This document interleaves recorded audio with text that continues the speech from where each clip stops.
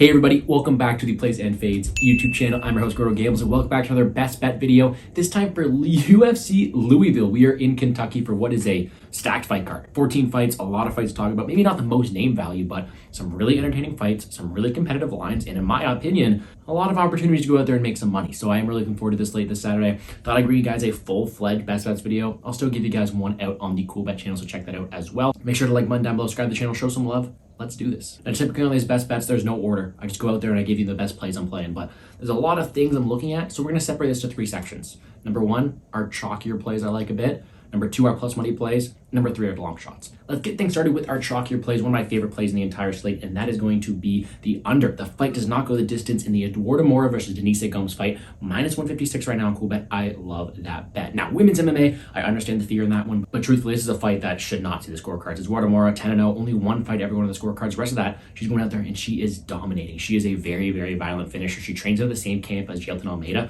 and that shows. Really aggressive takedowns, very big stature for this, and she did actually miss weight today. But very aggressive, good ground from top position, great submission game, and she's facing someone in Denise Gomes who can be taken down at a very, very high clip, and although has been pretty durable, has not faced someone with the same offensive weapons as someone like Eduardo Mora.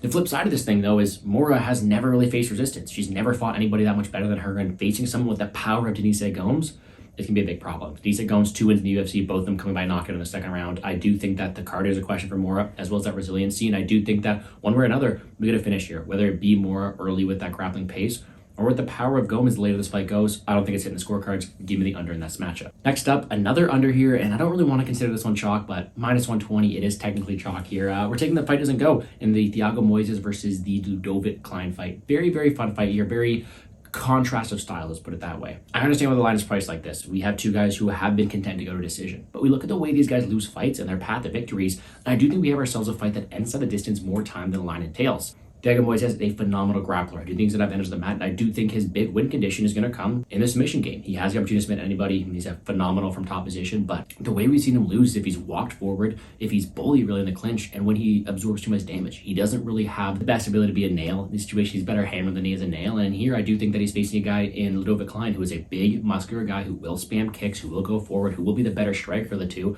and I do think for one way or another, a fight's going to finish here. Whether it be the head kick prowess, someone like Klein, the striking, or just the pressure that he's going to put on a guy in Moises, or whether it be Moises finding that top position, finding that submission, I do think a finish materializes one way or another, especially more than minus 120 entails. I'm liking that under there to continue the night. Now let's continue with some plus money plays here. One of my favorite ones on the board actually, and it's going to sound ugly, and it kind of is ugly.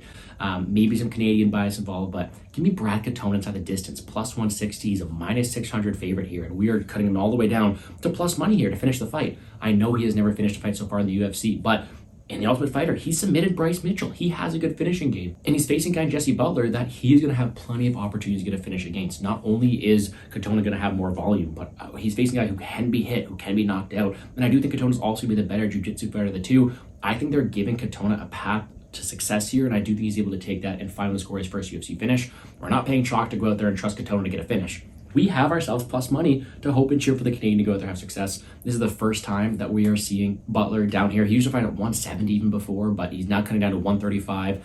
The chin was questionable enough at 155, so kind of all the way down here, facing a guy who's going to be the better volume striker, the better power, the better technician, the better ground game. I think there's so many pathways for Katona to have success, and I do think he goes out there and finishes this fight here. I'm liking plus money to cheer for the Canadian. And last but not least, maybe not my favorite play in the world, but another one that's plus money, and I don't really agree with it being plus money, so let's talk about it here. Montella De La Rosa, money line, plus 135. Not much to say about this one. I think it's a very, very close fight, one where Andrea Lee has lost 7 of her last 9. She's someone who's 35 years of age, someone who's not looked good, not been able to absorb damage recently. And I think there's more paths for Montana De La Rosa to have success. She's the younger fighter, the better grappler of the two, the more offensive wrestler. And although I think the better pure kickboxer is Andrea Lee, Montana De La Rosa can compete, she can throw volume, and in a fight that is supposed to be a close, greasy decision, I prefer the girl who can wrestle. I prefer the younger fighter who's laying more impactful shots, and I prefer the girl who can absorb more damage. So give me Montella De Rosa plus 135, some good plus money to fade Andrea Lee in what could be her last fight. Don't like it as much as the Katona play, but still plus money when I don't think it should be. I'm liking that there too. Now, best part of the video, the long shot plays, the big plus money plays. I have 3 round props, and let's go through them. Let's get progressively better odds. Number 1 here, we have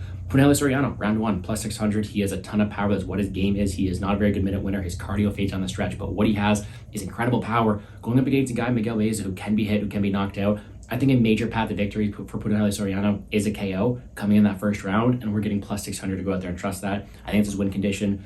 I think after the first round, you can live bet Miguel Baeza, get some good odds on him because Punahele Soriano does slow, but plus 600 for the major win condition for someone like Puna, I'm taking that. That's number one. Next up, jumping all the way up to plus 2,000, round 3, Dustin Stolz. So you can even play the round 2 if you want to, but I do think he has a cardio edge over here in a guy, Bruno Ferreira, who is a round 1 or bust guy, kind of like Punahele Soriano. He's a guy who does slow down, a guy who can be hit in his zone, a guy who can be finished, and Stolz kind of builds the fight goes on. We see him get a round 2 submission against Puna last time. We see him still be in those fights late. And plus 2,000 is just a very juicy number. It's just a guy who thinks to be the better minute winner, have the better cardio, have the better grappling of it all. And I do think a guy who can win the longer this fight goes. Very big plus money number to trust him there. And last but not least, plus 2,500 on Ricky Turcios round 3. Another one I'm liking there. Robertson Jr. is no joke. 19 years old, phenom, A side of this matchup. Don't get me wrong. But the one flaw we've seen in Rosas Jr.'s game is the cardio. He's tired out against C-Rod. We see that really be a problem here. And Turcios has energy for days. He fights like he's on crack cocaine. He's always going out there throwing volume.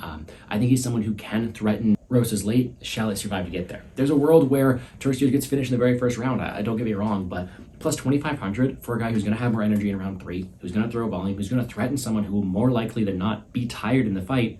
I just think Ricky Turcios has a better shot to get that finish in round 3 than Landon Tails. Big plus money number. Don't put too much on it, but a little sprinkle to keep the night going. Well, that's going to do it from here on the Plays and Fades YouTube channel. 7 picks. I went out there. A lot of them. Don't have to play them all. Just my insight onto all of them. We took the fight doesn't go in Eduardo Mora versus Isaac Gomes. Fight doesn't go in Moises versus Klein. Katona to win inside the distance. Montana De La Rosa money line. And then a round 1 for Soriano. Round 3 for Stolfus. Round 3 for Turcios. Lots of plays. Hopefully I kept this short enough. Be sure to hit the like button down below. Subscribe to the channel. Show some love. Check out all my plays on Twitter at GamblesGordo. I wish you guys all the best of luck.